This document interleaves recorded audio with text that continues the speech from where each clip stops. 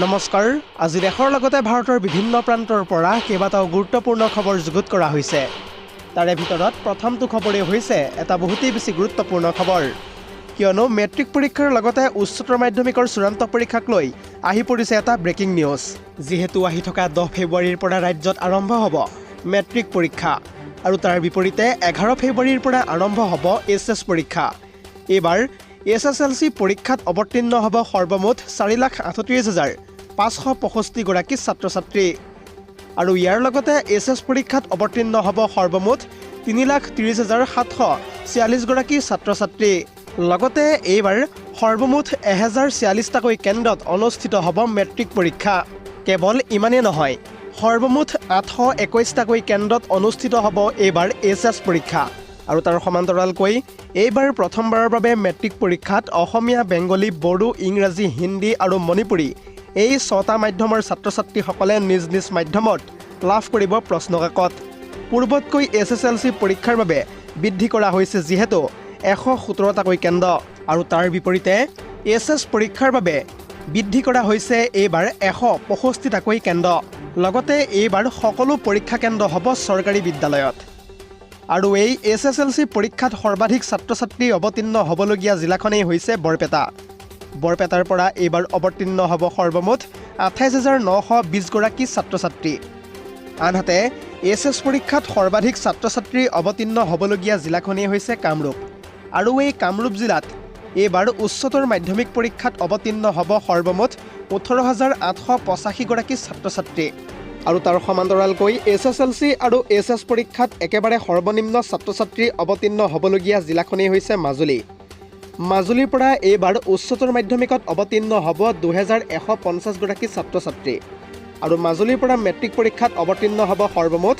3,230 গৰাকীকৈ ছাত্ৰ-ছাত্ৰী মুঠতে এইবাৰ কোনো বিসংগতি নোহোৱাকৈ মেট্ৰিক আৰু উচ্চতৰ মাধ্যমিকৰ চূড়ান্ত পৰীক্ষা অনুষ্ঠিত কৰিবলৈ সম্পূৰ্ণৰূপে সাজু অসম ৰাজ্যিক বিদ্যালয় শিক্ষা পৰিষদ পৰৱৰ্তী খবৰটো হৈছে আন এটা বহুতেই বেছি গুৰুত্বপূৰ্ণ খবৰ কিয়নো অসমৰ মুখ্যমন্ত্ৰী হিমন্ত বিশ্ব শৰ্মাৰ সন্দৰ্ভত পুৱাই বিধায়ক মনোৰঞ্জন তালুকদাৰে কেইবাটাও বিস্ফোৰক মন্তব্য কৰিছে বিধায়কগৰাকীয়ে এই সন্দৰ্ভত কি মন্তব্য কৰিছে সবিশেষ তথ্য জনাম ফুল স্ক্ৰীনৰ জৰিয়তে পুনৰ জনাইছো বৰ্তমান সময়ত সংবিধানক দলিয়াই পেলাইছে অসমৰ মুখ্যমন্ত্ৰীয়ে সংবিধানৰ শপত পাহৰি মুছলমানক অত্যাচাৰ কৰিম বুলি কৈছে এতিয়া হিমন্ত বিশ্ব শৰ্মাই কেৱল ইমানেই নহয় মুখ্যমন্ত্ৰীৰ মূৰৰ বিকৃতি ঘটিছে বুলিও এতিয়া বিস্ফোৰক মন্তব্য কৰিছে মনোৰঞ্জন তালুকদাৰে ইয়াৰ উপৰিও তেখেতে কয় যে নিৰ্বাচনত পৰাজয় হোৱাৰ ভয়ত কৰ্তন কৰিব বিচাৰিছে এতিয়া মুছলমানৰ ভোট সংবিধানৰ নামত শপত লোৱা মুখ্যমন্ত্ৰীয়ে কিয় ক'ব ভোট চুৰি কৰাৰ কথা বিজেপিৰ কাৰ্যকৰ্তাকো এতিয়া এক প্ৰকাৰ জল্লাদ আখ্যা দিছে বিধায়কগৰাকীয়ে এটা জৰুৰী খবৰ জনাই আছো এই মুহূৰ্তত ইয়াৰ উপৰিও সাম্প্ৰদায়িক কথা বতৰা কৈ থাকিলে হিমন্ত বিশ্ব শৰ্মাৰ বিৰুদ্ধে লোৱা হ'ব আইনী ব্যৱস্থা এনেদৰে কেইটিমান মুহূৰ্তৰ পূৰ্বে মুখ্যমন্ত্ৰী হিমন্ত বিশ্ব শৰ্মাৰ সন্দৰ্ভত বিস্ফোৰক মন্তব্য কৰিছে বিধায়ক মনোৰঞ্জন তালুকদাৰে দৰ্শকসকল আৰু বহুতো গুৰুত্বপূৰ্ণ খবৰ আছে যদিহে আপুনি এতিয়ালৈকে এই ভিডিঅ'টোত লাইক কৰা নাই তেন্তে এতিয়াই লাইক কৰি দিয়ক আৰু এনেধৰণৰ খবৰসমূহ প্ৰত্যেক দিনে পাই থাকিবৰ কাৰণে চেনেলটো ছাবস্ক্ৰাইব কৰি কাষতে থকা বেল আইকনটো প্ৰেছ কৰি ৰাখিবলৈ একেবাৰে নাপাহৰিব পৰৱৰ্তী খবৰটো হৈছে আন এটা বহুতেই বেছি গুৰুত্বপূৰ্ণ খবৰ কিয়নো বহিৰাজ্যত এইবাৰ অসমৰ যুৱকৰ সৈতে সংঘটিত হৈছে এক ভয়ংকৰ ঘটনা তথ্য অনুসৰি এটা বন্ধ কোঠাৰ ভিতৰত উদ্ধাৰ হৈছে ইতিমধ্যে 4জনকৈ লোকৰ মৃতদেহ আৰু এই সন্দৰ্ভত সবিশেষ তথ্য চাওঁ আহক পুনৰ জনাইছো বহিৰাজ্যত এইবাৰ অসমৰ প্ৰায় 4জনকৈ যুৱকৰ সৈতে সংঘটিত হৈছে এক ভয়ংকৰ ঘটনা এটা বন্ধ কোঠাৰ ভিতৰত ইতিমধ্যে উদ্ধাৰ হৈছে অসমৰ 4জনকৈ যুৱকৰ মৃতদেহ আৰু এই মৃত লোকসকলৰ ভিতৰত ক'বলৈ গ'লে নৰেন্দ্ৰ টাইট ডক্টৰ টাইট জনঞ্জয় টাইট আৰু জয়ন্ত চিন্তে বুলি জানিব পৰা গৈছে একোটা কোঠাতে একেলগে যুৱককেইজনৰ মৃতদেহ উদ্ধাৰক লৈ ইতিমধ্যে সৃষ্টি হৈছে ৰহস্য আৰু বৰ্তমান সময়ত এই 4 মিচিং যুৱকৰ ৰহস্যজনক মৃত্যুক লৈ তদন্তৰ নিৰ্দেশ প্ৰদান কৰিছে মুখ্যমন্ত্ৰী হিমন্ত বিশ্ব শৰ্মাই সমগ্ৰ ঘটনাৰ তদন্ত কৰিবলৈ অসম আৰক্ষীক বেংগালুৰুৰ কমিছনাৰৰ সৈতে যোগাযোগ কৰিবলৈকো ইতিমধ্যে নিৰ্দেশনা জাৰি কৰিছে মুখ্যমন্ত্ৰী হিমন্ত বিশ্ব শৰ্মাই আৰু এই ঘটনাটোৰ সন্দৰ্ভত আজি কৰ্ণাটকৰ মুখ্যমন্ত্ৰীৰ সৈতে কথা পাতিব মুখ্যমন্ত্ৰীগৰাকীয়ে কেৱল ইমানেই নহয় এই 4টা মৃতদেহক ইতিমধ্যে সুসন্মানেৰে স্বগৃহলৈ উভতাই আনিবলৈকো ইতিমধ্যে নিৰ্দেশ প্ৰদান কৰিছে মুখ্যমন্ত্ৰী হিমন্ত বিশ্ব শৰ্মাই পৰৱৰ্তী খবৰটো হৈছে মধ্যপ্ৰাচ্যৰ যুদ্ধক লৈ আহি পৰিছে এটা ব্ৰেকিং নিউজ ইৰানে পুনৰ নিৰ্মাণ কৰিলে পাৰমাণৱিক ঘাটি। আৰু এই খবৰটো লাভ কৰাৰ পাছতে মাৰ্কিন ৰাষ্ট্ৰপতি ডনাল্ড ট্ৰাম্পৰ লাগিছে হাহাকাৰ। আৰু এই সন্দৰ্ভত সবিশেষ তথ্য চাওঁ আহক। পুনৰ জনাইছোঁ, ডনাল্ড ট্ৰাম্পৰ সকিয়নিক বুঢ়া আঙুলি দেখুৱাইছে ইতিমধ্যে ইৰাণে, যিহেতু ইতিমধ্যে ইৰাণে পুনৰ নিৰ্মাণ কৰিলে পাৰমাণৱিক ঘাটি। ইৰাণে নাতাঞ্জ আৰু ইস্ফহানৰ পাৰমাণৱিক কেন্দ্ৰ কৰিছে ইতিমধ্যে পুনৰ নিৰ্মাণ। আৰু এই নতুন উপগ্ৰহৰ ছবিয়ে ইতিমধ্যে আমেৰিকা আৰু ইজৰাইলৰ উত্তেজনা বৃদ্ধি কৰিছে। আৰু তাৰ পাছতেই ইৰাণে পাৰমাণৱিক কেন্দ্ৰৰ ধ্বংসপ্ৰাপ্ত স্থানসমূহ কৰিছে ইতিমধ্যে পুনৰবাৰ শক্তিশালী। ইৰাণৰ ওচৰত বৰ্তমানেও যিহেতু মজুত আছে বহু পৰিমাণৰ পাৰমাণৱিক সামগ্ৰী। ইজৰাইল আৰু আমেৰিকাৰ এয়াৰ ষ্ট্ৰাইকৰ পিছত যিহেতু ধ্বংস হৈছিল ইৰাণৰ পাৰমাণৱিক কেন্দ্ৰ, আৰু বৰ্তমান সময়ত পাৰমাণৱিক কেন্দ্ৰৰ ছবি প্ৰকাশ পোৱাৰ পিছতে চিন্তিত হৈ পৰিছে এতিয়া সমগ্ৰ বিশ্ব। তেহৰানে আক্ৰমণৰ বাবে প্ৰস্তুতি চলোৱা দেখি ডনাল্ড ট্ৰাম্পৰ লাগিছে এতিয়া এক প্ৰকাৰ হাহাকাৰ। যিহেতু কেইদিনমান পূৰ্বে মুকলিকৈ ট্ৰাম্পে ঘোষণা কৰি কৈছিল যে ইৰাণে বন্ধ কৰক পাৰমাণৱিক অস্ত্ৰ নিৰ্মাণৰ কাম। ইৰাণ যদি কেনেবাকৈ আলোচনাত নাহে তেন্তে আমেৰিকাই কৰিব প্ৰচণ্ড আক্ৰমণ। আৰু তাৰ পাছতে ইৰাণে প্ৰত্যুত্তৰ দি আমেৰিকাক কৈছিল যে আমি যুদ্ধ কৰিবলৈ সম্পূৰ্ণৰূপে সাজু আছোঁ। আৰু এই দুয়োখন দেশৰ উত্তেজনাৰ ফলত ইতিমধ্যে অশান্ত হৈ পৰিছে সমগ্ৰ মধ্যপ্ৰাচ্য।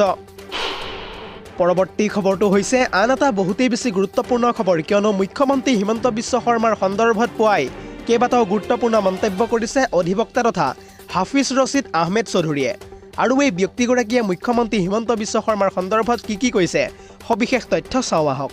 পুনৰ জনাইছোঁ, মুখ্যমন্ত্ৰী হিমন্ত বিশ্ব শৰ্মাৰ বিৰুদ্ধে আৰক্ষীয়ে নিজাববীয়াকৈ ৰুজু কৰক গোচৰ। 24 ঘণ্টাৰ ভিতৰত ঘৃণামূলক ভাষণ দিয়া বন্ধ কৰক হিমন্ত বিশ্ব শৰ্মাই। অধিবক্তা হাফিজ ৰছিদ আহমেদ চৌধুৰীয়ে এনেদৰে এতিয়া বিস্ফোৰক মন্তব্য কৰা দেখিবলৈ পোৱা গৈছে।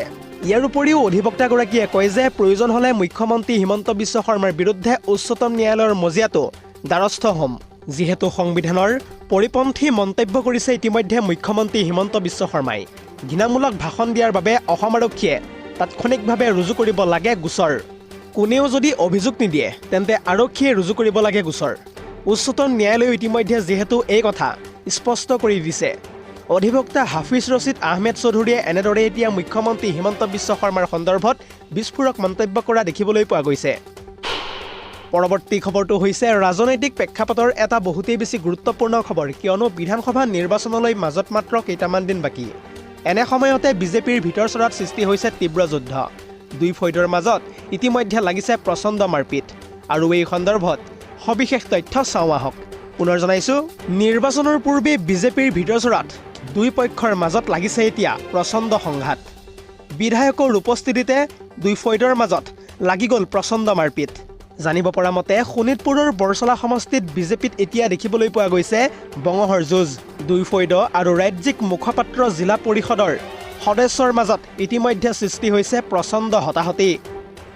দলীয় সভাতেই বিধায়ক ফৈদৰ এজনক গুৰুলাগুৰুলকৈ প্ৰহাৰ কৰাৰো অভিযোগ এতিয়া উত্থাপিত হৈছে। চৰকাৰী ঠিকাত কমিছন আৰু আঁচনিৰ ধন অযোগ্যজনে পোৱাক লৈ হৈছিল বিতৰ্ক। আৰু এই দুই ফৈদৰ মাজত চলি আছিল টিকটকেন্দ্ৰিক সংঘাতো। পৰৱৰ্তী খবৰটো হৈছে আন এটা বহুতেই বেছি গুৰুত্বপূৰ্ণ খবৰ, কিয়নো কেইটামান মুহূৰ্তৰ পূৰ্বে মুখ্যমন্ত্ৰী হিমন্ত বিশ্ব শৰ্মাই কংগ্ৰেছক লৈ কেইবাটাও গুৰুত্বপূৰ্ণ মন্তব্য কৰিছে। মুখ্যমন্ত্ৰীগৰাকীয়ে এই সন্দৰ্ভত কি কৈছে সবিশেষ তথ্য চাওঁ আহক। পুনৰ জনাইছোঁ, কংগ্ৰেছে অবৈধ বাংলাদেশীক লৈ নতুন বৰ অসম গঢ়িব খুজিছে। নতুন বৰ অসম আমাৰ যিহেতু প্ৰয়োজন নাই। স্বৰ্গদেউ চাওলুং চুকাফাই নিৰ্মাণ কৰি থৈ গৈছে বৰ অসম। বৰ অসম চাওলুং চুকাফাই যোৱা 1200 খ্ৰীষ্টাব্দতেই নিৰ্মাণ কৰি থৈ গৈছে। আমাৰ বৰ অসমখন হ'ল 600 বছৰ আগতেই নিৰ্মাণ কৰা বৰ অসমখন। ইয়াৰ উপৰিও কংগ্ৰেছলৈ এতিয়া প্ৰশ্ন উত্থাপিত কৰি মুখ্যমন্ত্ৰী হিমন্ত বিশ্ব শৰ্মাই কয় যে নতুন বৰ অসম মানে কিনো? বিদেশী বাংলাদেশীক লৈ কংগ্ৰেছৰ নতুন বৰ অসম নেকি? অবৈধ বাংলাদেশীক সংযোজন কৰি কংগ্ৰেছে নিৰ্মাণ কৰিব খুজিছে যিহেতু নতুন বৰ অসম। নতুন বৰ অসমৰ ধাৰণাটো কি কংগ্ৰেছে ভালকৈ বুজাই দিয়ক আমাক। চাওলুং চুকাফাৰ প্ৰতিমূৰ্তি উন্মোচন কৰি এনেদৰে এতিয়া ডাঙৰ মন্তব্য কৰিছে মুখ্যমন্ত্ৰী হিমন্ত বিশ্ব শৰ্মাই। News desk report, ZD news.